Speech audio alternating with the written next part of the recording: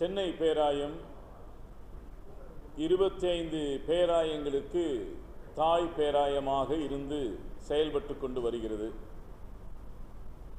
14வது பேராயராக 3ஆம் தேதி நேற்றைய தினத்திலே பேராயராக திருப்பொழிவு பெற்று பொறுப்பை ஏற்றேன். இன்றைய நாளிலே அலுவல்களை எங்களுடைய பேராய அலுவல்களோடு சேர்ந்து துவங்கி இருக்கின்றேன். சென்னை பேராயம் விரிந்து பறந்து இருக்கக்கூடிய பேராயம். 3 லட்சம் மக்கள் சென்னை பேராயத்திலே அவர்கள் உறுப்பினர்களாக இருக்கிறார்கள். அநேக சவால்கள் உண்டு, அறைகூவல்கள் உண்டு.